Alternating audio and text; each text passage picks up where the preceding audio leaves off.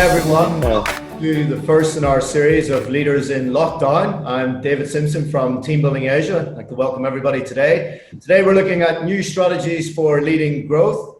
The reason that we did this is we wanted to put together some meaningful content to engage with our customers. We'd like to thank Paul Dunn from B1G1, who's fantastically put us in touch with Dave Staughton and Tim Wade. And with that, we'll get straight into it, and I'll hand over to you, Tim.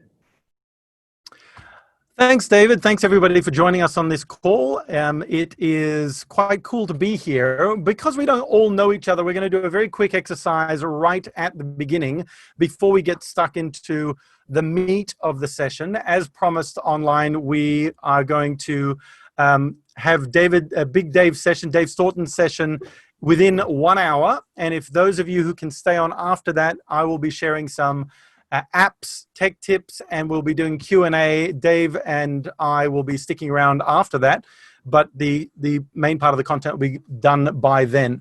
So yes, my name's Tim Wade. I speak at conferences online. I used to speak in live conferences when we used to have them, but we're doing live conferences and online meetings and web meetings right now. Dave does the same. He's an amazing consultant with, I think his finger is on the pulse more than anybody I know right now, and it's great to be here with the guys from Team Building Asia and all of you putting this together to talk about some critical issues with regards to how we can respond as leaders in this situation right now. But first of all, I would like to do something very, very cool. Thanks, Paul Dunn, for this idea too. What we're going to do is we're going to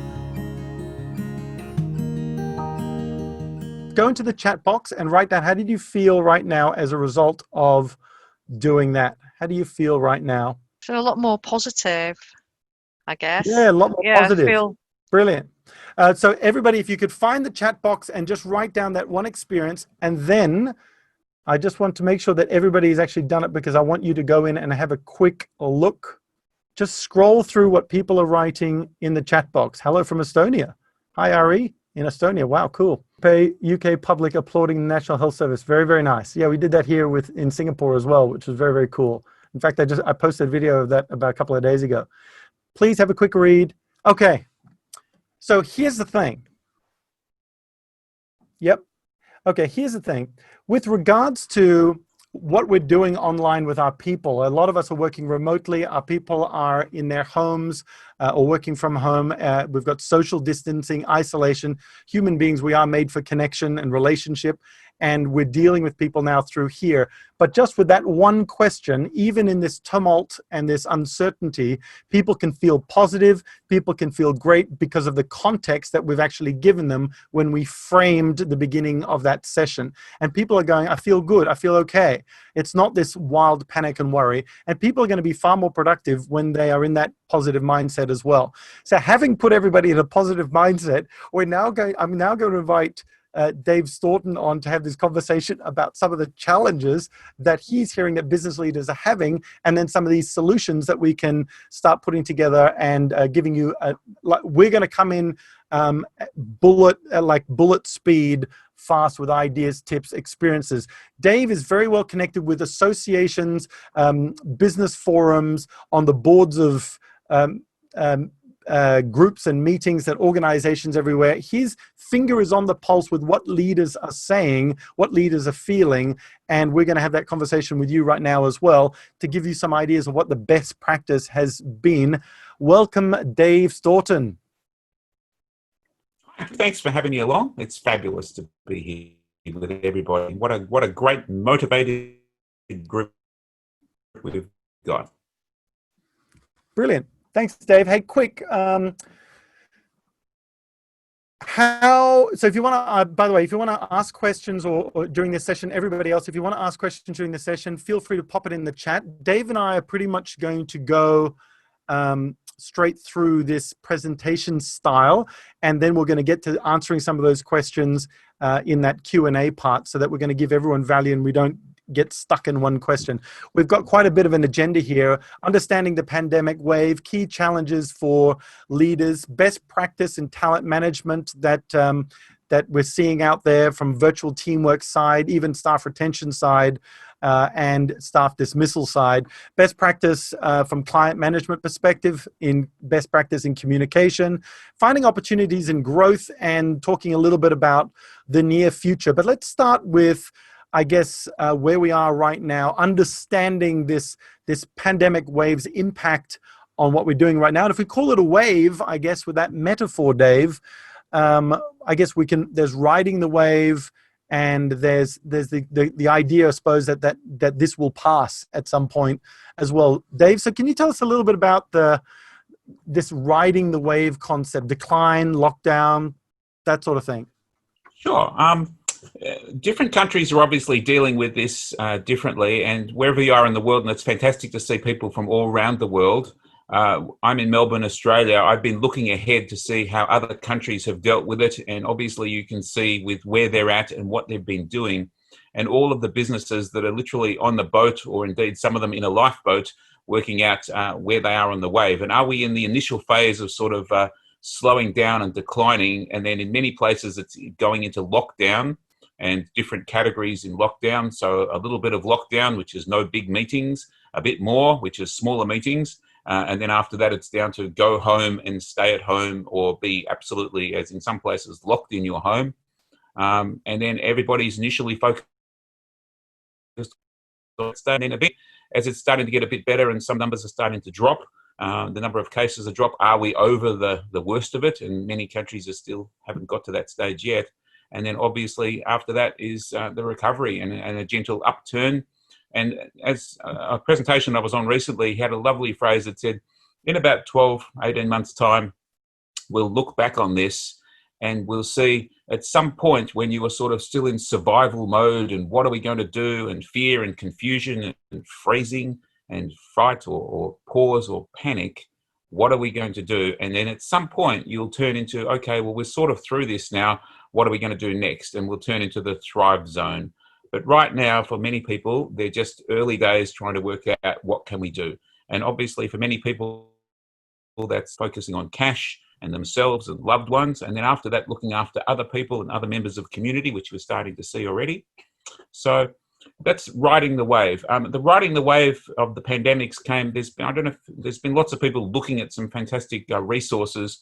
One of the best that I've seen was Dr. Michael Gregor, Greger, and he's a well-established author, and some of his pandemic work is particularly good. And he was the one who said you might see multiple waves of the virus pandemic, maybe 90-day waves is what he was saying. And this might just be wave one. So be prepared. Okay, so from a business perspective, as we're looking at dealing with our people, if we've got a mindset of the fact that this could be waves of it, our people might be going through emotions that as it seems to be coming out of it, they're going, okay, relief, and then goes back in again. They could go into some sort of desolation. So our care for our people here is really, really important. And I guess there's business continuity, business survival, and also caring for our people. What are you hearing from leaders, and what's your opinion about that people versus profit idea? This has been probably the hardest thing for everyone, that says that when the business owner, and certain industries have done it much harder, much tougher, much quicker. So clearly the bookings industries, the entertainment, the airlines, the casinos and the cruise lines and the hotels and resorts, they went to quite downturn quite quickly. And so those beach industries, BEACH, are the ones that have done it quite hard. And so they had to have the decision of, well, what are we going to do with our people, and what are we going to do for survival of the business? And this is the discussion, as you said there, of people versus profits, or people versus survival and continuity. And sadly, this crucible of leadership for some business owners and some small business owners, where they've literally just stood down or terminated all of the staff, is possibly a little bit short-sighted. Because as the wave progresses, and at some point when they want to pick them up a bit, they will have tossed out all of their talent. So I use the analogy there that in your lifeboat with limited supplies, you have to work out how many people you're going to keep and which ones. If you throw everybody overboard in the first bit, it's probably not going to be so good. And later on, you might regret having offloaded all of your talent. So Are you seeing that Again, that's a difference between business owners and people running a larger corporate or people running a department? I haven't seen it particularly on size. It's more probably style of the leader or the business owner, which is really what's happened. So we've applied a massive stress, and as a result of which, some of them have become fairly survival orientated or egotistical, and as a result, have just looked after themselves at the expense of their people. And it's been quite appalling. There's been in this last week, there's been a lot of people sort of looking at that to just stand down 5,000 staff and send them off with no money at all, no resources, versus other ones that have tried to work through this and been a much better leader. So this is this game. And I say to business owners and leaders, in 12 months' time, in 18 months' time, when you look back on your behavior now, will you be proud? Will you be happy that that's what you did? You looked after yourself, but you literally threw all of your team, all of your people, your most valuable resource overboard, and potentially some of your clients as well. So it's an interesting thing. We must survive, and we will survive, and we'll be through this like we've been through many crises before. But that's the hardest thing. Are you proud of your behavior as a leader? Brilliant. Okay, so that's a great question. So future pacing it, how can we respond now? How can we pivot now as leaders? How can we do things a little bit differently? Pivot seems to be the word that I'm hearing, especially out of Australia. Everyone's using the word pivot. Are people hearing the word pivot everywhere else? I'm certainly hearing the word. How do we pivot on this one? So we've seen talked about some of the key challenges for leaders during this time. Obviously, businesses are experiencing the cash flow side and everything else. What are some examples of good leadership that you're seeing during this, from a content perspective, from a communication perspective? How are leaders working with their people in a really positive and effective way? What are some ideas there? Just going back to the pivot one, and I'll come to the leaders in a moment. It's interesting. Somebody defined recently that they said a pivot is something that people do to rapidly swivel onto something to make money or reinvent the business. And they said, be cautious that we're not just we're pivoting versus positioning for the future. So yes, you can suddenly, give away free things. You can do discounted stuff. You can create whole new things, but really, is that something useful, and will that be useful in the longer term? So although pivot certainly is the word of the day, positioning and repositioning and reinvention might be a better word. And certainly in my household, if we hear the word unprecedented one more time or pivot one more time, we're sort of a bit over it. So just a thought. Now, back to looking for good leadership.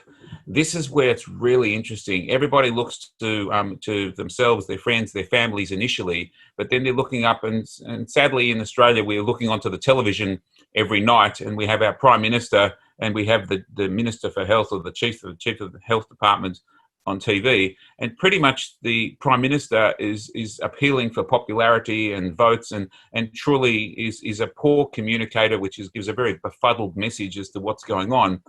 And we kind of ignore him for about 10 minutes, and then we hear from the chief doctor, if you like, for Australia, and he gives a very clear message and spells out exactly what you're supposed to do and how to do it. And boy, the difference is just chalk and cheese. Now, clearly, as you look around the world, you've got Trump, and you've got Boris, and then you've got some real leaders like evidently Angela Merkel in Germany, and Jacinta Ardern in New Zealand, and plenty of other opportunities to see people who are really calm, caring, compassionate, but also absolutely clear about what we're supposed to be doing. And that's the difference. Some people are either not clear, or otherwise they're not calm and compassionate. So that's what I've seen. What have you seen? Okay.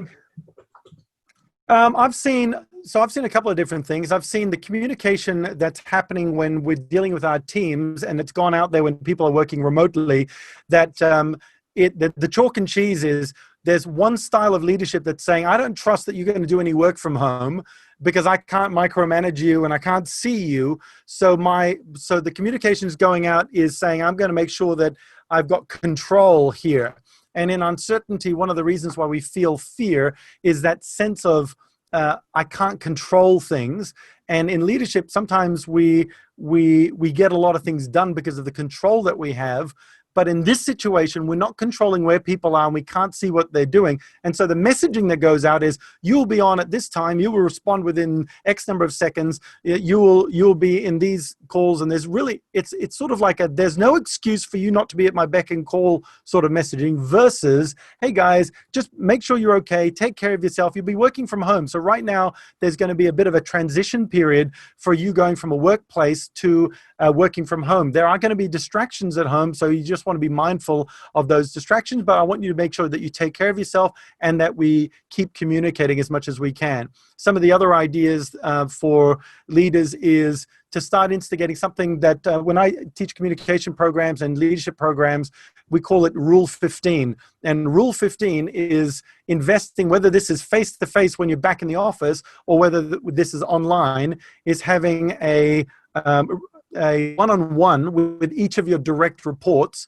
at least once when you're in the office, at least once a week.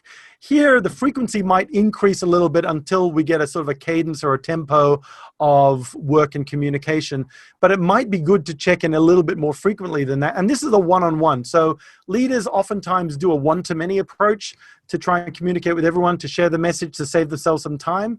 But right now is that personal one-to-one connection time to make sure that our people are okay. So if you give yourself, let's say, look, over the next 6 weeks, what we'd like to do with me and each of my direct reports is to have 15-minute session where we're going to each get a cup of coffee. We're actually going to have a cup of coffee or a cup of tea or something, and we're going to sit there online with the thing. So come with your cup of coffee ready. And that's like that opening session that we did here where everyone's a little bit more relaxed. And we sit there and you could have a number of different questions that you ask. First of all, how's the team going? Or how are you going? Second of all, how's the team? Yep. Yeah, how are you going? How's the team going? How's morale? What help do you need are some things that you can do. Not all of these would be in one 15-minute session. You might do this daily for the first 2 weeks until you realize this is taking up too much time. And then you'll go, and then we're going to shift it to a more spaced out frequency. And then you might also say, what help do you need? Are you guys okay online using the technology? What other apps could you need? What other tech could you need? What can the organization do to help you guys out? It's that sort of moment. How's your family is a great question, especially if you're in Asia, but the great question anywhere really is everyone doing okay? And what you're doing is you're checking in on their mental health and their general well-being, but at the same time, you're going to, I'm not going to say pivot, but you're going to shift, you're going to eventually come to productivity and accountability and key projects. The other thing that I see people doing it really well is when they're getting their team together and they're not prescribing every solution and idea. Sometimes in our heads, we think that we're leaders who must have all the solutions. But dare I say it, Dave, we are in unprecedented times. We are in unprecedented times, yes. Unprecedented. I had to say it, but we're in unprecedented times. And in this, what we can do, we don't have to have all the solutions. And in fact, even if we do, it's better to throw to our team. This one could be in a collaborative session with your whole team online to say, okay, listen, guys and girls, what do we got to do here with regards to this? Or what are your ideas with regards to this? Because I firmly believe if we play this well, this could be the most creative. This is like the creativity revolution. Now, I haven't fact-checked this, but apparently Newton was in quarantine when he came up with gravity and calculus, and Shakespeare was in quarantine with black plagues and things when he wrote King Lear.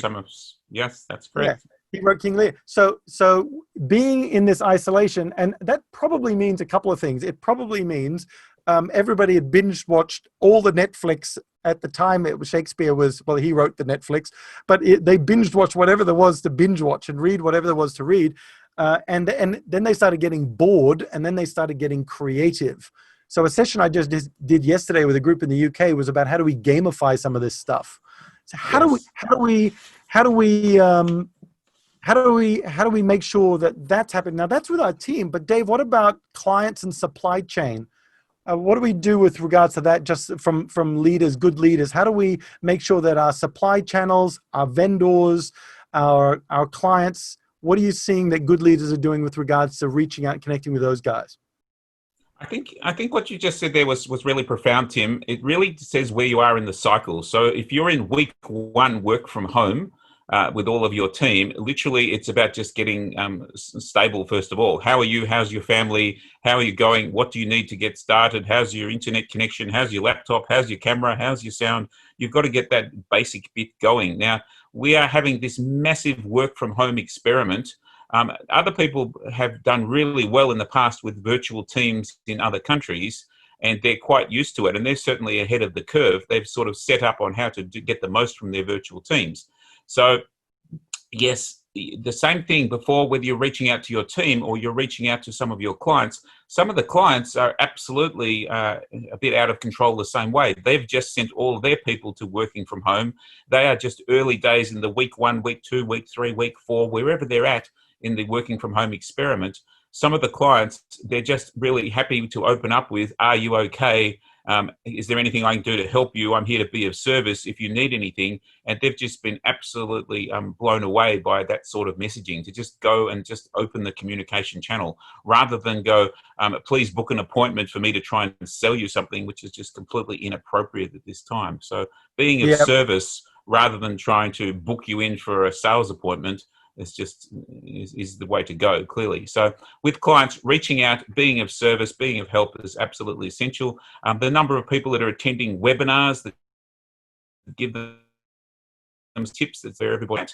And you see that different people attend webinars differently. If you look around the room at all the people, if you've got the gallery view on, you'll see everybody else. Just a couple of tips. This has been something that's been really popular the last month.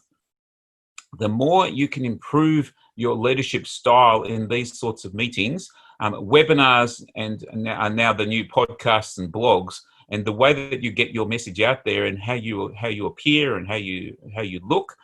Interestingly, there are some really, really simple tips, such as have the camera at eye height. You'll notice if you look around the room, you'll see this. We're looking up some lovely noses. There's some people that are sort of basically sitting in a dark spot. Now, imagine this with your team. You're supposed to be leading them like a champion, and you can use hands. Here they are, and you can do some things. Other people look like they're in a hermit's cave, and again, if I turned the light off and it was really dark, and I just sort of spoke to you from over here, hello everybody, how are you getting on? It's sort of like.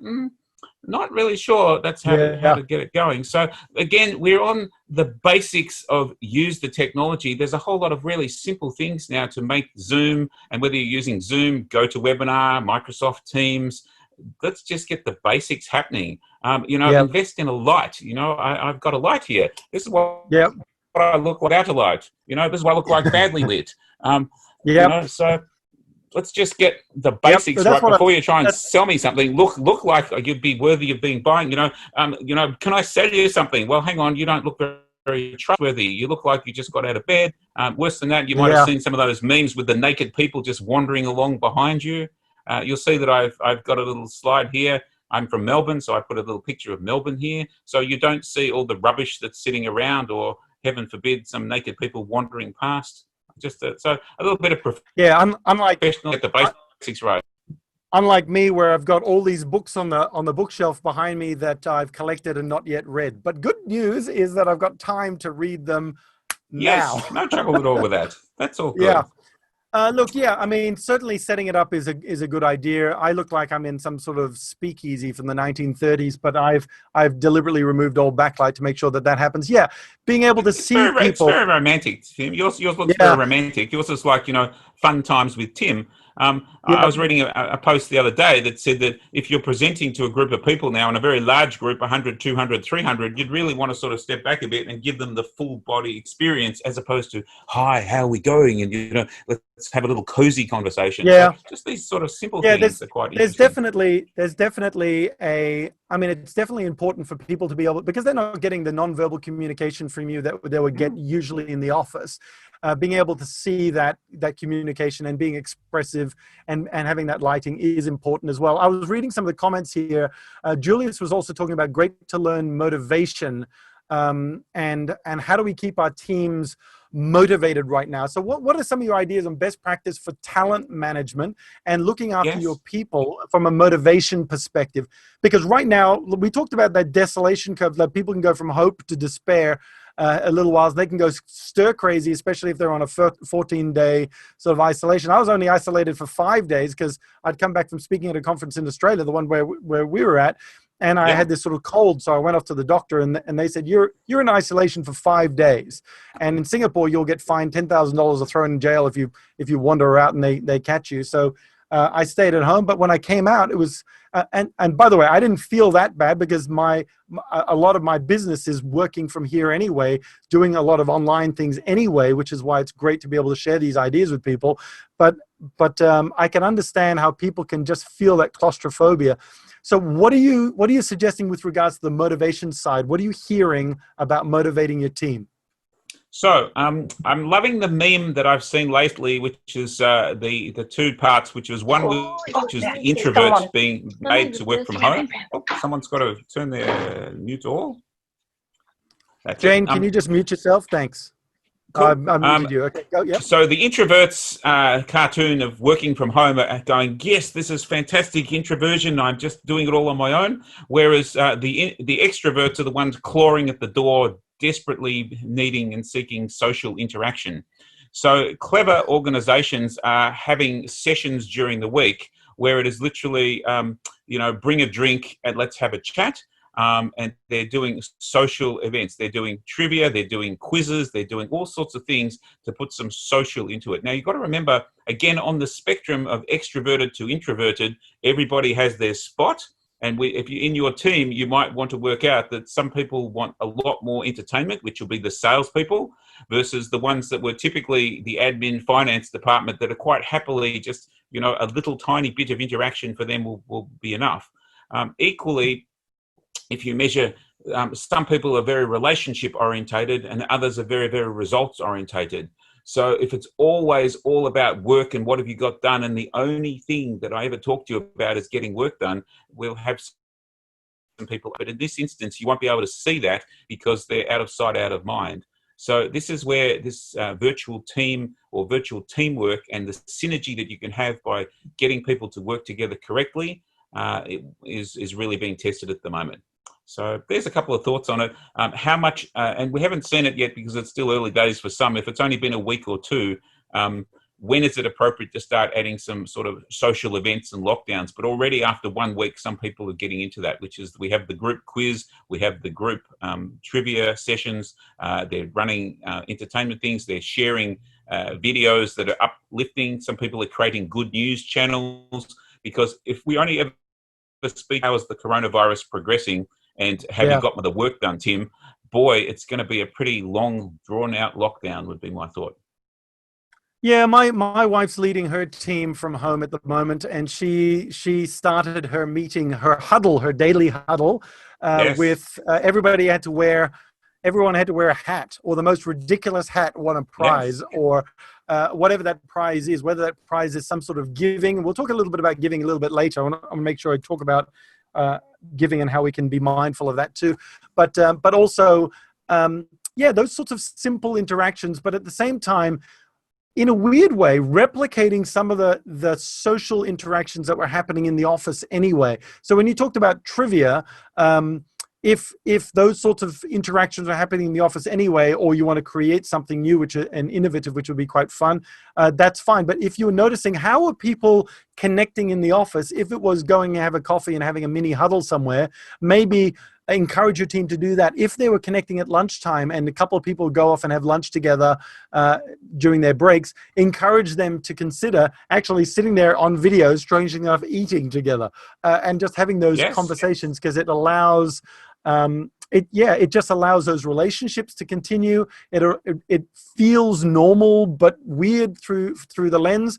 The beauty of this is we're in this big storm, and we can't control the storm, but we can control what we do during it. And we also must know that the storm will pass. So when it does pass, there's a couple of things that might actually happen. I foresee businesses will actually be using this a lot more. They might have a lot more working from home options again, especially if we're going through waves to get to the end of this thing, or if it gets cyclical in winters in northern or southern hemispheres. And so we might be actually using this a lot more. There's a bonus for business in that real estate costs may also come down because they don't need as many desks at work, or if they're going through a big hiring frenzy once we come out of this, which is the other thing to be mindful of with releasing talent. If we're going through a hiring frenzy, we may not need to provide and have the facilities for everybody to be working from the office again. We might just stagger that anyway, partly for a contingency for, I don't want this to happen again, but also partly for the fact that we're allowing people to experience working from home so that we don't have to go through a new learning curve should this happen again. And the fact is, we had this in SARS in 2003. So the chances are it will happen again, and it may not take another sort of 17 years for it to happen another time round. We don't know. But what we can do is be a little bit, we can prepare for this a little bit more, I suppose. The other comment that I saw, if I can come find it again, was from Cohen Santons. And Cohen was saying that some companies are purposely maintaining open orders with overseas manufacturers to protect the relationship with those strategic suppliers. One of the things we don't want is our strategic suppliers to go broke. The other thing that I'm also seeing organizations doing is renegotiating some of their short-term expenses that they don't need. I'm certainly doing that in my business as well. And that is, I have these standing monthly invoices that are coming in for a lot of services that I use, but that I don't need to use at the moment because the face-to-face element's not there and that engine is not there. So I'm just saying to them, look, I don't want to lose all the work that's in that technology, which is the danger of having it in offline sites. But I do want to pause it, suspend it for a couple of months, and then come back in, which is a cash flow protection thing, but it's also a cash flow rediversion because I want to put it now over into other resources as well, while maintaining this. And a lot of businesses aren't getting the income, the immediate income coming in at the moment, so they're drawing on reserves to keep going, which is partly why they, of course, let a lot of people go.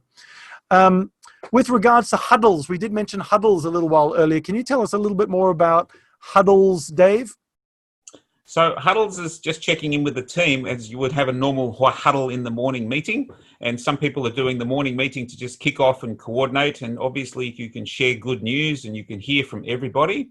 And others do an evening huddle as well, just to say, how did you get on? Others have also been saying if you really want to work with somebody, you can actually just turn on another computer if you've got one, and they literally work together in a room. There's a lady that's running workshops for 2 days where she uses the Pomodoro techniques. So she goes beyond huddles that literally you're all just working away and you're just sharing the online meeting.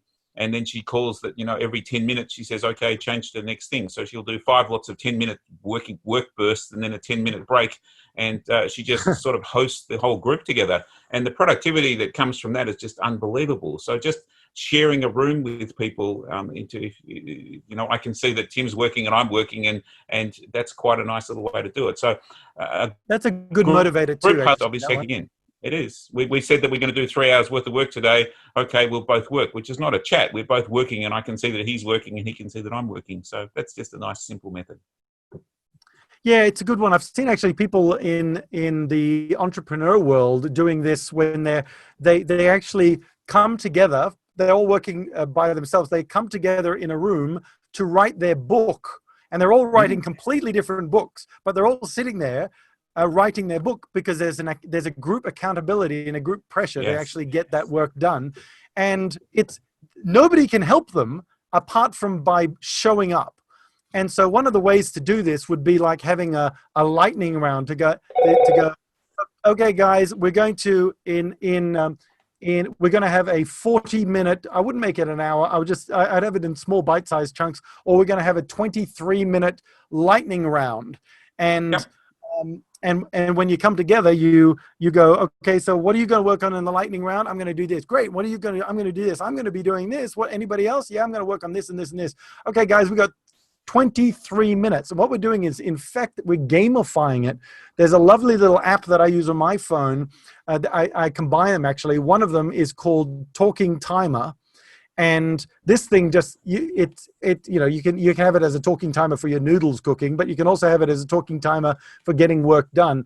And I set it for like 20 minutes, and the thing goes, you have 20 minutes left, and you can set the how often it actually talks. And then I have a second thing running in the background, which is some uplifting music just going on, if that's not distracting. And I'm sitting there and the thing goes, you have 10 minutes left. And I'm like, I got distracted, and I go back in and keep working on it. You can create these little lightning rounds, which are pretty cool as well. The other question, Dave, if I could throw to you on this one, this was a question from Gavin, which he said, any ideas on how to keep clients engaged and being top of mind again once this whole thing kind of blows over without seeming too desperate for business?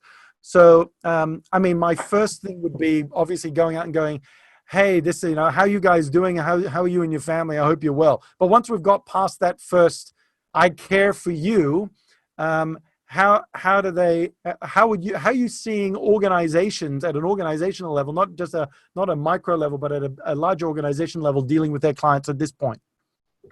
So always be of service. And so if you know your clients well, you can find out what problems they're dealing with, and you can give them some solutions to do it. So somebody put out this fabulous little exercise out of nothing the other day. I don't know if you can see that one. That one is called, oops, no, you can't see it. There it is there. 101, there it is there. 101 things you can do during the downturn or during the lockdown is the thing.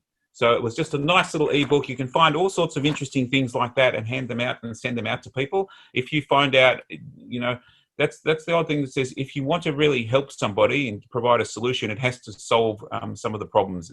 That's the needs that they've got that they need some help with. So be of service, and obviously finding out from them what issues they're dealing with, and then giving them sharing some of the resources that would be helpful. So that's a simple one. Rather than, again, try and sell them something or sell them your stuff. And they remember that. People remember who helps them in times of trouble. And if you can be helpful with those clients, that's the game. Yeah, that's a great point. Look, the other, so then there's a way of playing with your team on that one. And that's saying, okay, guys, so we're going to go out and have a chat to our clients. Go out and first of all, how are you? Make sure that you're okay. And second of all, if there were 3 things that I could get my team to just think about and find resources to help you, what would those 3 things be? And then your client goes, look, it's this one on this one. Or they might go, look, it's just this, or it's these 5 things. They're starting to say, this is what we need help with. Then you get your team to go, guys, let's put together 101 things, or let's put together a 12 things. Let's put together something to just keep them going. And then you can check in on them. You can also trial them out with your teams as well to get them going. This, by the way, this is also a brilliant, brilliant time if the transactional work is diminished a little bit with clients and suppliers, but this is a brilliant time to look at process review and using sticky notes and sticky notes usually when you're in a room together, but you can use whiteboards and collaborative tools. I'll share with you a whole bunch of collaborative tools and apps once we get to the hour, because I want to make sure that we stick to that time and honor that time with everybody as well. But yeah, I like your point, Dave, about going and saying, be of help, be of service, be of service. In fact, it's definitely something we're going to ask everybody on this call as well is, what else do you need? I've been able to track some of the comments, but we haven't been able to answer all of them.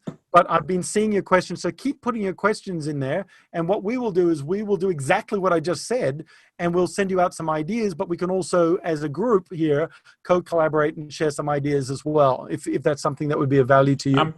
Just on this, Tim, late last year, I started to write a whole lot of blogs that I thought might be of help to people. And one of them was, what are the hot conference topics for 2020? And I wrote a blog and I just collated it from all of the speakers and all the conference organizers that I knew. And I said, here are the hot 20 topics. And that became so popular that blog was doing something like 4,000 or 5,000 views a month. And if you looked up hot conference topics, it was the one that came up all over the world.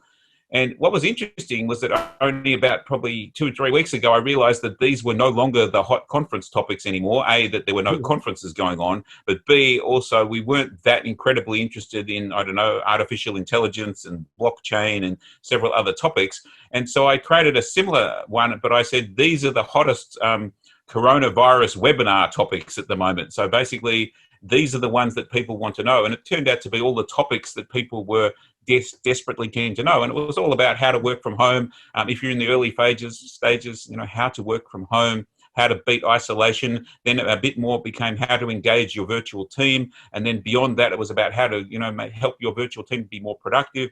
And then clearly for businesses that were pivoting, it was how to work out and make better decisions to find out what sort of things they should be doing. So again, you can ask your clients, your customers, your prospects, what sort of issues they have. And as you mentioned there, to create a blog or a checklist or a webinar to help them, and by sharing best practices, is just absolutely gold at the moment, because that's what your clients want. They want you to become an expert or a leader and to provide something that adds value. To be fair, giving them a checklist on, you know, how to use artificial intelligence may or may not be that helpful at the moment. So, well, I mean, the best way to... They're in survival mode. Yeah, the best way to find out is to ask them. I like what Paul Dunn said in the comments. He said, we have to realize that it may require us to collaborate with others to provide these solutions. And that might be collaborating with some of your customers to say, hey, by the way, we're getting these questions from people. What do you suggest? And that's keeping that relationship going. They then feed you something which you feed to others. And we're creating this pool of care and share and help that when we come out of this, people are going to go, you know, you want to do business with people who care, who care about you. And this is a great time. This is, like we said right at the beginning, when we apply pressure, we're seeing the truth of people, and we're seeing the truth of businesses, and we're seeing what's really under the marketing or the bravado or the wordsmithing. We're actually seeing who they really are. So I love it. And I think that opportunity to collaborate, I mean, it's exactly what we're doing right here. We've got the guys in Hong Kong from Team Building Asia. We've got me as a speaker that speaks at virtual conferences here in Singapore. We've got you in Melbourne, and we're reaching out to each other to go, what would help? How do we collaborate? How do we put this out to everybody we know to be able to help them in some way, and in the best way that we possibly can? And then can we do this every couple of weeks and bring in somebody else? And we've asked you, who's speaking this time, to say, are there others that you would recommend? And we've also got different people in our networks that could come in and share these ideas as well. So yeah, we're moving from the wisdom of one to the wisdom of many. Look, with the last 11 minutes before the hour, we will be here for another 30 minutes after that hour, but I want to honor that we were going to complete within the hour of the key subjects, and then we can go Q&A, have a bit of a chat. I can share my apps, ideas and things like that for collaboration. But we're going to talk about finding opportunities and growth, and in that near future, and I guess positioning ourselves for when we come out of this. So starting with finding opportunities and growth, what are some ideas, tips that people can start thinking about while we're sort of managing now? We need to keep part of our thinking on what do we need to do for then? So a couple of things is that despite some industries being quite hard hit, there are other industries that are still going along reasonably well. So I was surprised to find that there might be 40% of the industries in Australia are still doing okay, which is all of the ones that are related to government, and they have issues as well. There's a whole lot related to industries that were outdoor, which was resources, construction, infrastructure projects. These were still trundling along despite the virus, and still sort of almost not as much affected as other industries. So there's opportunities in different industries. And then, of course, in terms of your offering, if you do reposition yourself, you can actually do a different offering. So the best example you just mentioned it, Tim, was that live events were dead, but virtual events and live streaming and live conferences were absolutely the way to go. And for the next rest of this year, nearly every live event will probably turn into a virtual event. Now, you can have a virtual event like this, which is just a bunch of people with heads on screens, but you can turn that into a virtual conference, and it can really, really grow and grow if we can find a way to do more with sponsors and exhibitors and things like that. So the clever ones now are thinking outside the square, and they're using innovation and creativity And they're really, once the stresses are coming off them a little bit, they're starting to be a bit innovative and a bit creative. And of course, necessity is the mother of invention. So they're wanting to know how to do better virtual conferences, for example.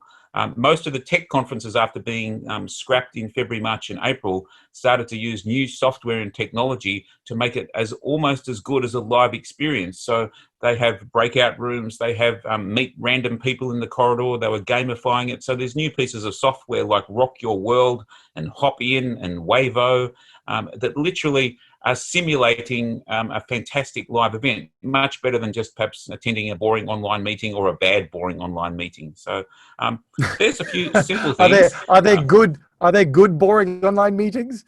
Well, I think I don't know that they're good boring online meetings, but there's ones where there was no structure, there was no thought about it, and actually, it looks like everybody's bored. But other than that, the other interesting space that's going to come up very, very, very quick is for professional services and personal services. What can you do with virtual consultations and selling yourself or your time in virtual meetings? And if you were to go now to a virtual wealth planner or a virtual insurance broker, which was always done traditionally, so absolutely repositioning now. And of course, there was maybe 5% that were early adopters in that space, but now the rest have to join them very, very quickly. So there's opportunities to sell yourself and sell your advice and sell your consulting. And you've got to get that up on the website, that you can do virtual consultations, virtual webinars, building. And then in the future, they think that after 6 months or 12 months of being quite virtual, we will add back in some live, but that will become the rise of hybrid events, which is going to be part live and part virtual as well. So there has never been a better time to improve your virtual selling skills, your virtual other skills, and things like that. So there's a couple of things. You want some ideas of opportunity and growth now. Virtual anything would be a really great start. Get good. Yeah. Virtual polling of people is something. So I think I just pressed the button to start a poll, which might have appeared on your screen, and people can start answering. There's a few more. If you scroll down, there's a couple of others under there as well, or you can expand that window. It'd be great to see what topics they'd like covered, and that could be something that you could do with your clients or your team as well. So there's an element of anonymity here, but you're also getting some feedback, and you can prepare, pivot, go deeper. With regards to these, what we're doing with the guys at Team Building Asia, with Stuart and with David Simpson over there, is we're looking at helping more people come in this Leaders in Lockdown sessions by answering some of these key questions about what topics would you like us to cover.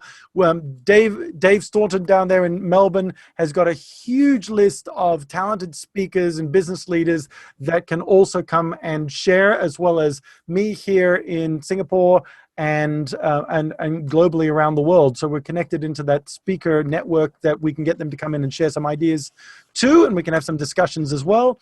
It's something that I'm very happy to host and continue hosting. I want to wrap up. I want to do a bit of a thank you wrap up, but we're not wrapping up. I'm just wrapping up towards the 12 o'clock so that those people who have to go can go. But what I'm going to do in the next couple of minutes is I'm going to take you through some apps and software that's out there that you can use. For example, whiteboarding with your virtual team using an app called Miro, M-I-R-O. The other one that I super like actually is the 3M app. It's a Post-it, the Post-it notes, the Post-it note app. In fact, so it sounds like I've already started talking about the apps. But in case you leave, I just want to do a thank you to Dave, but Dave's still going to be here. But I'm going to do a thank you to Dave for purposes of the recording and the transcription. And we've got Tim Hammonds also, by the way, has been following this. Now, Tim Hammonds, I don't know, we've got lots of Davids and lots of Tims, but Tim Hammonds has been secretly in the background sketching out, visually capturing these ideas in like, you know, those visual mind maps that you get after a speaker has said something and the key points are there as a nice little reminder. So Tim is at an organization, his organization is called Art of Awakening. You'll get his details in any way when you send it out. So if you'd like him to be involved in some of your meetings as well to capture these things, brilliant thing to be able to do. If you'd like me to come and host and speak at your meetings, or Dave Staughton to come and speak at some of your meetings as well, please reach out to us. We would be happy to do so, and to be able to connect with your people as well. Dave Staughton, Big Dave, thank you so much for all the research that you've put in and the time that you've put in. We've got the poll still going. I've got a couple more questions on the poll, and then I'm going to go deep into some of these apps. Dave, any final words? I mean, you're going to have more final words in the next 30 minutes, but yeah. Look, the big ones I think we covered today is that how you manage your talent, or the people that are in the life raft, and indeed the resources that you have in the life raft, which is the cash flow that you've got. How you manage that in the next probably 4 to 6 weeks is going to set up the rest of the period for you. So looking after your talent and being excellent at getting your virtual team on board, as opposed to just sending them home and just telling them to do work, which is going to be a bit of a disaster. So this is going to be a real differentiator. So team and getting the most out of your talent, and indeed being able to pick up other talent, and then getting them particularly to be able to get back into selling eventually will be an interesting thing. How do we find things to sell and talk to clients to find out what they need and basically add value? And just one other tip that we haven't covered, Tim, was cyber security at home is a big one. The ability to make sure that everybody's not getting compromised, and now that the data has been opened up for people to work from home, and the passwords and the whole thing, that's just a big potential liability. So just watch your cybersecurity if you have got people logging in from home, and making sure that you're securing your data. Excellent. Okay, thank you. There is another poll, which will be a little feedback poll that I'm going to put up in just a second. But thank you, Dave. And by the way, Dave, thank you for being here at such short notice to come on to this program as well and share as well. I am going to put a feedback poll in up there at the moment. So there is a second poll, which is just about feedback. That gives us some feedback about how we can tweak things to make it even better for the next one. But while we're doing that, if anyone needs to leave, we will be sending out some resources. So we'll be sending out some things that we talked about on the call. We'll be sending out Tim Hammond's work from Art of Awakening with capturing some of our key points.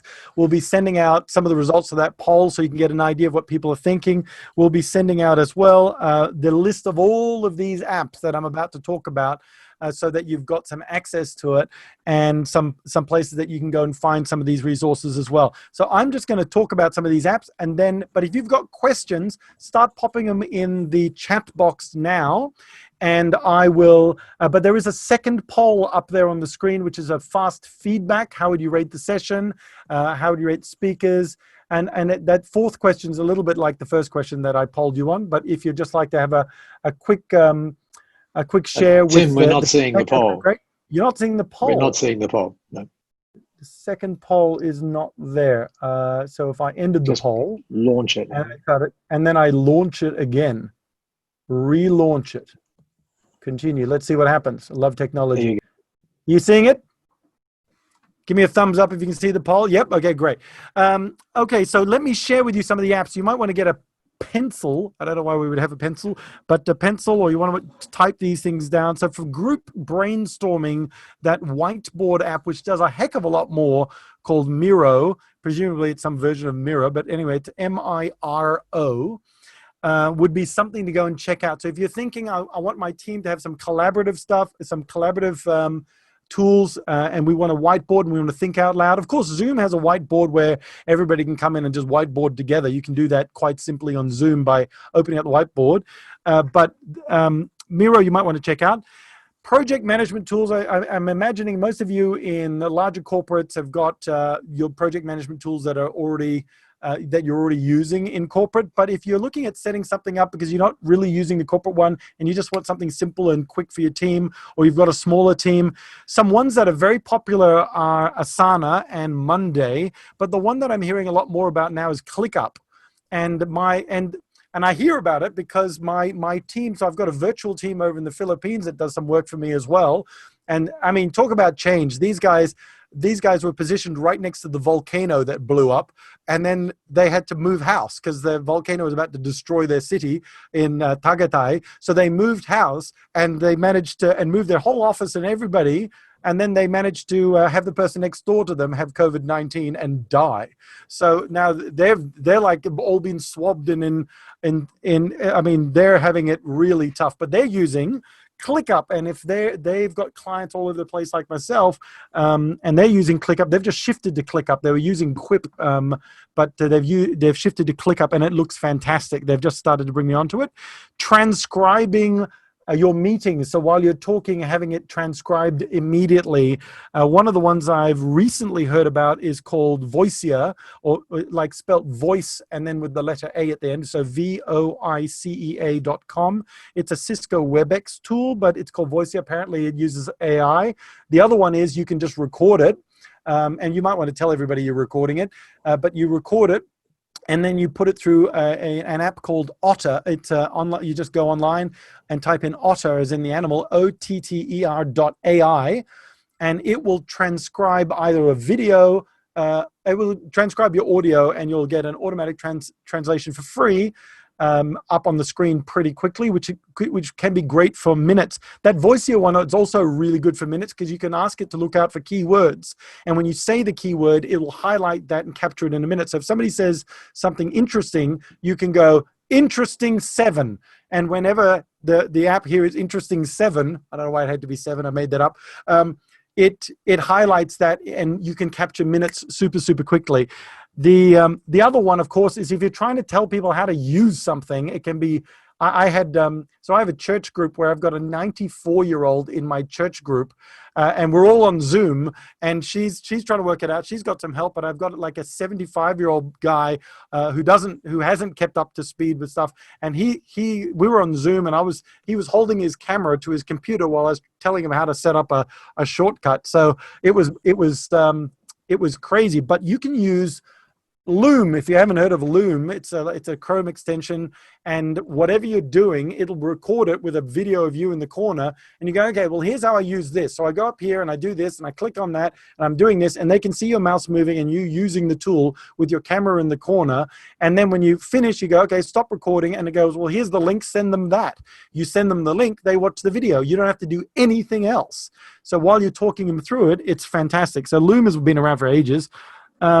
Time trackers, if you really want to track your time, again, I would be careful about freaking people out that you don't trust them, so that you want them to have time trackers, but you might give it to them so that they can be aware of how they use their time and self-manage and self-shift on that one. Get Harvest is what it's called. Get Harvest. It's a time tracker. So I like that for getting awareness of how you've been using your time and where your time is going. BombBomb is a video sales app. It's also a Chrome extension where you can just video something, put it in there. I've been talking with some creatives with regards to some of the services that they provide, and instead of typing everything out as a proposal, they're just videoing themselves going, hey, hi, Tim. Look, we were talking about this, so I just wanted to share my thoughts on this. It was blah, blah, blah, blah, blah. And it's like they couldn't quite get me on a call or a meeting, but they sent through the video. And because we're getting used to this, we're experiencing it at the moment as well. I'm seeing somebody has raised their hand. I will come back to you on that one, Jane. And there's another one called Crisp. So if you're having these Zoom calls and your background is really noisy, or these online calls and your background is really noisy, you can use an app called Crisp. It's spelled KRISP, and it helps mute your background noise from calls, and it just helps you having to hit mute all the time. By the way, a quick tip, if you don't know it, on Zoom, if you're using it on a desktop and you just mute yourself in the corner, you just press the space bar like a walkie-talkie, and you can start talking and then release the space bar again, and you're muted one more time. It's a super handy tool for those team meetings to ask everybody to mute, but if they want to say something, press the space bar, start talking, release the space bar. But if you've got all of these little apps that you're using and you don't have single sign-in with your organization, or the IT department's having a heart attack at the moment with all this online stuff, you might want to use something like LastPass, which is a way of keeping passwords, and Dave was talking about login security. So I might have an app that I use that I have to use my login and my password, but I want to give it to that person in the Philippines, or I want to give it to somebody I don't really know. Well, I do know, otherwise I wouldn't be giving them access. I don't actually have to tell them what my password is. I can use LastPass and send them a link. If they use LastPass as well, they just hit on that and it will log them in without them seeing what my login details are. So that one can be particularly handy if for some reason you use password 123 on absolutely everything. And if you do, it would be a great idea to change your passwords. But the great thing about LastPass is you can have a completely unique password for every single app that you have, and you don't have to remember it. You just have to remember the login to LastPass. And once you logged into that, you just go click, it fills it in for you, and you don't have to worry about it. You can get, so that's why I've just moved into LastPass last year sometime after using RoboForm for about 1,000 years. And that's my app update for the time. Oh, there was one more. This is from my Gamify work that I do with organizations as well, when I go in and do some online meetings and I come in and share gamification ideas with their team. This particular app, let me show you the app. It's called Q Tally, like the letter Q and the word tally all in one. And it looks something like that when you open it up. And all this is, it just sits there on your desk next to you, unless you're using this as your key communication device. And you just, you hit it when you do something and it just adds a number. It's just a counter. And I've labeled it as, so you might have something, I've got one here that says, shoot a book card. And what that means is I pick up a card, I just start talking to camera, and that particular chapter goes into my next book. Another one is write an insight for a LinkedIn post. So I've got daily targets that I've gamified, that I work with my team to go, well, what's your target? How can we do stuff? Let's see your results. And there's their results. I mean, you can just sit there and cheat, but the idea is to reward people for the good work that they've done. And you don't have to reward them financially. You can give them social credit. You don't have to reward them. You could give them a voucher for some home delivery thing if you really wanted to. But I think a really nice way to reward people right now would be to have some giving element in the way that your team operates. And here's what I mean by a giving element. You could for as little as 20 cents, well, actually for as little as $1.50, Australian $1.50 a day, so that's about $1 US now, and whatever it is everywhere else in the world. Singapore is about $1.30, some $1.20. But for $1.50 Australian, and the reason why I know it's $1.50 Australian is because I was talking to the managing director of this organization just recently. You can help an organization that helps girls stay out of the firing line from sex traffickers in Cambodia. Now, I've just released a piece on this on LinkedIn, Twitter, and Facebook if you want to go in and actually have a watch of the video. But the thing is, they work to get the girls out of the village and into school, because when the girls are in school, they're not the target of the sex traffickers. When they're at home and not in school, the sex traffickers would offer them a job. They'd end up going to the city. The family would release their daughter, who could be a very young teenager or even younger, to go off and get a job to try and provide income for the family. And then they would end up in the sex trafficking industry and be gone. And so this organization doesn't get them out of the sex trafficking industry, because there are organizations that do that. They try to stop them going in by getting those girls in school. The challenge is that in Cambodia, the schools have just closed down, so all the girls are now going back to the village. So what they're hoping for is there'll be a countrywide lockdown. I know Hanoi and Ho Chi Minh have had an element of a lockdown.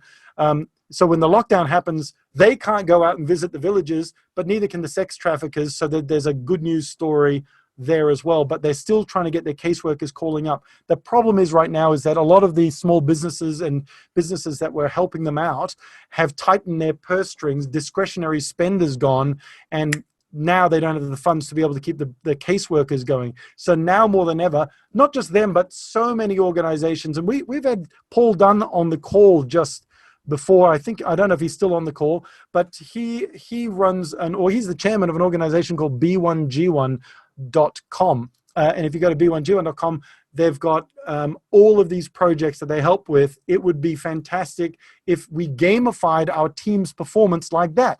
So you could say to your team, which one of these 5 projects resonates with you? Maybe for me, it's for some reason, I've got this fascination with toilets around the world. And even when I was at school, I was building toilets for my at pottery class and sending them back to my parents in Malaysia. And when I was in school in Australia, they were a bit worried at that point. They sent me to this expensive school, and I was sending them back pottery of toilets. But it stuck with me for some reason. Perhaps that wasn't the best use of the word. And I ended up writing this kids book for my daughter to help her transition from diapers to using the toilet. But what's important about this book is that every time we sell a copy of the book, we help build a toilet in Malawi for people who don't have sanitary facilities there. Same sort of thing we can do with our team. Every time you guys hit your goal on Q Tracker, we could give a chicken to a farmer somewhere. We could plant a mango tree that not only helps the environment, but also provides fruit and income. And a mango tree, by the way, costs 40 cents. I mean, our budget doesn't cost a lot. So with this call, if you've had any value, one of the things that we've done with the Team Building Asia guys is we're actually helping out that group in Cambodia. We'll upload a link for that. If you'd love to help, you don't have to, but if you'd love to, there's a link to go to. I think it's tim.sg/ no, it isn't. It's I'll put it in the message we send out with all the resources as well. It's either tim.sg/lockdown or wade.sg/lockdown. Probably should have written that down somewhere, but it's one of those two. Tim.sg/lockdown or wade.sg/lockdown, one of those two. And that will go to a campaign that will just help these girls. It costs $45 to give one girl all the protection for a month with caseworkers and everybody else helping her out. If that was valuable, do it, but you don't have to.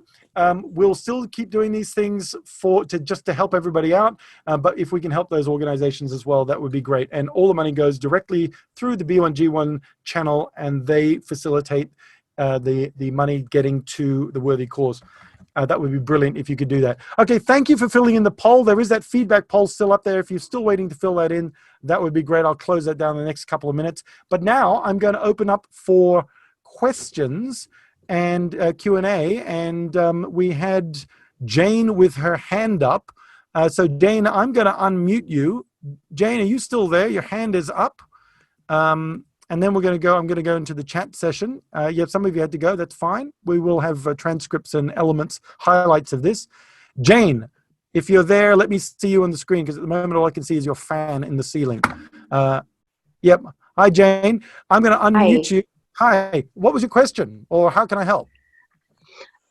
First and foremost, I just wanted to appreciate, I'm sorry I came late to the meeting, but I really want to appreciate, and I just wanted to contribute and say I've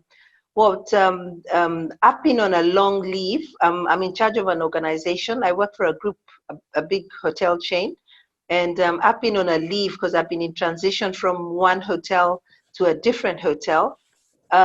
So I was supposed to resume on the 16th of March, which unfortunately got us straight into this coronavirus. And my boss has said, we're in the middle of planning and logistics. Can you just give us a bit more time, take another 10, 15 days, take your leave for this year, and we'll be in touch.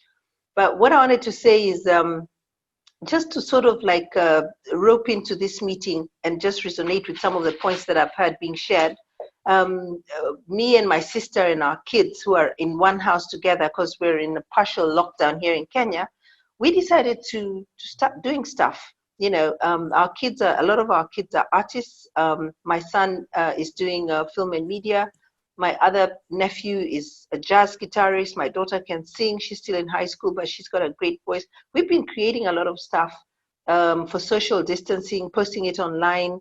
We've just been doing stuff. Every day is a fully jam-packed day. We've been having sessions at home. Yeah. So I'm really excited to see that we can even do this at work. I haven't tried it yet, but I'm looking forward to getting back on duty very soon, and I'll be in charge of a new team, and we've got to get things going. I mean, we can't just let the industry die. We have to get things going. Yeah, I agree with you, Jane, and good luck with regards to that. The hotel industry is a tough one to be in right now, but it's challenging. But when you get in there, you can start implementing some of these things. The other thing, actually, by the way, for your kids, if you mentioned one of them is in media production and the other one can sing, there's a great opportunity actually to combine both of those things and do a lot of video creation for organizations right now, because we're in the Zoom and video communication side. Try logging into upwork.com and selling production capability and services that people can go and get as well. That could be useful. Jane, I'm going to put you on mute because I'm going to throw to Dave to answer some questions. But Okay, thank you sure. for coming in. It's wonderful to have you welcome. here and to have you over from Kenya. That's great. Yeah, it's fantastic. This is my first time, I'm thinking, wow, I'm actually participating. I'm utilizing You my are. time better. Yeah. Thank you very much. Thank you. Thanks, Jane. Okay, so I was going to go into some of the questions. Dave, have you seen any questions there at the moment that you'd like to chime in and answer so far?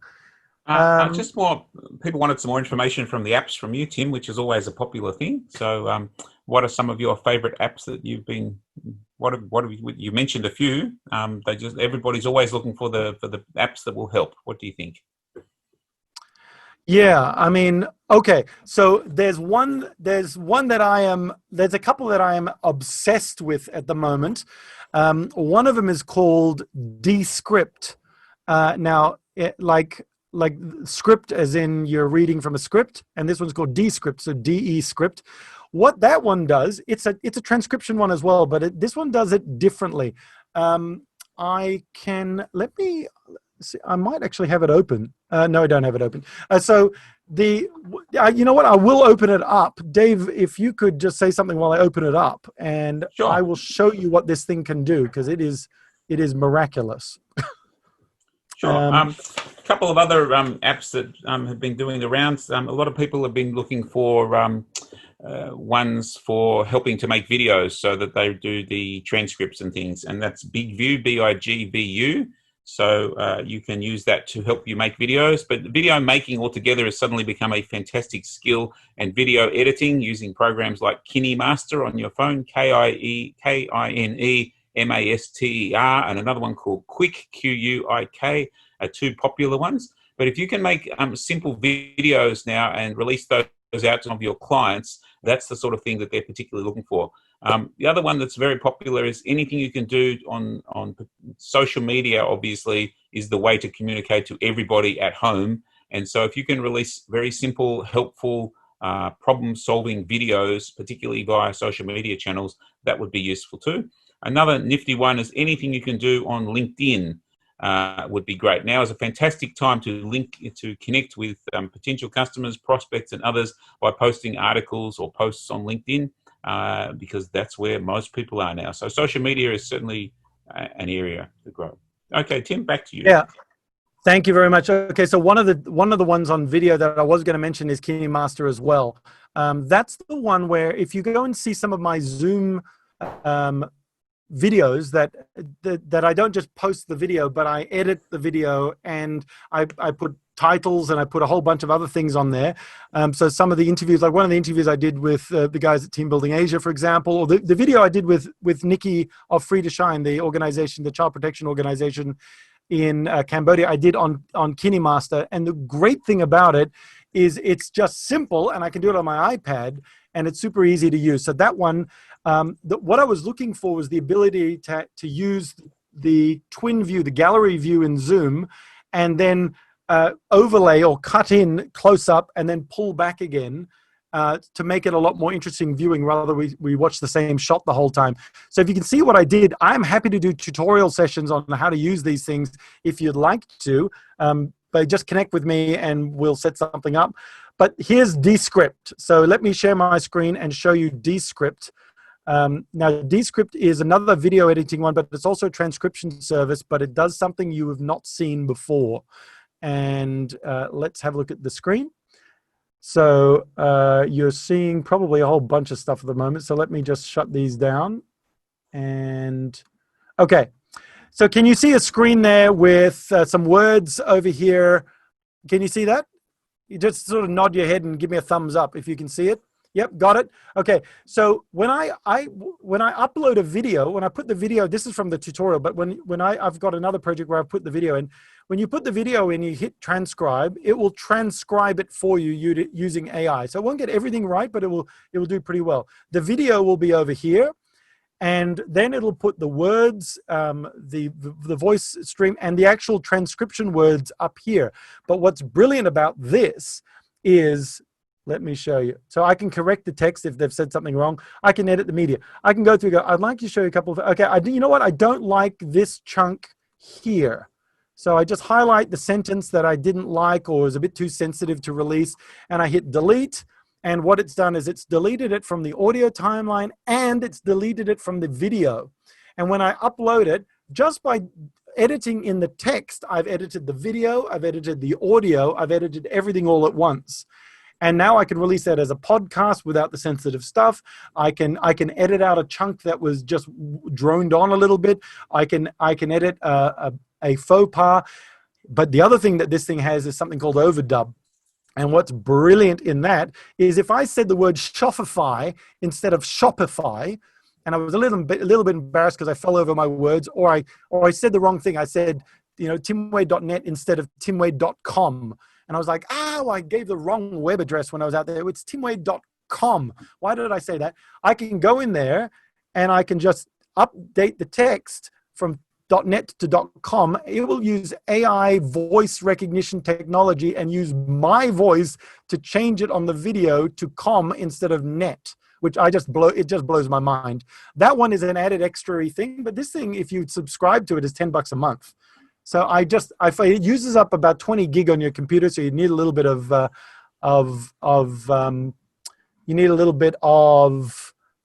grunt in there, space to work. But I love it, Dave. I just think it's one of my favorites. I'm gonna stop sharing my screen now. Yeah. The other one is Otter. I mentioned before, otter.ai. Post-it I mentioned as well, being a bit of a fave. There are a bunch of others. Look, I do a daily show. It's a bit of a rambly show, but it's a show at 3:15 Singapore time on Facebook Live, where I always include a tech tip in there. But we also talk generally about what's going on. It's me and Joe Augustin doing a show about just positivity, just keeping positive, keeping lively. But I put in some of these tech tips too. If you'd like to join that, you're more than welcome to. But if you'd just like to connect and ask some questions, saying, "Hey, what do you have on this and this and this?" Me, Dave, the team, we can collaborate together to try and find you some great answers. The other thing is I would highly recommend going to davestaughton.com.au to spell that out. It's David Staughton, so it's DavidStaughton. If you don't know who he is, he's the guy that's been talking other than me this whole time, and his name will be in the invite. So that's how you spell his name, .com.au. In his blogs are amazing. His blogs is just like resource packed. So you can definitely have a look at some stuff there. We are heading towards the 90-minute mark.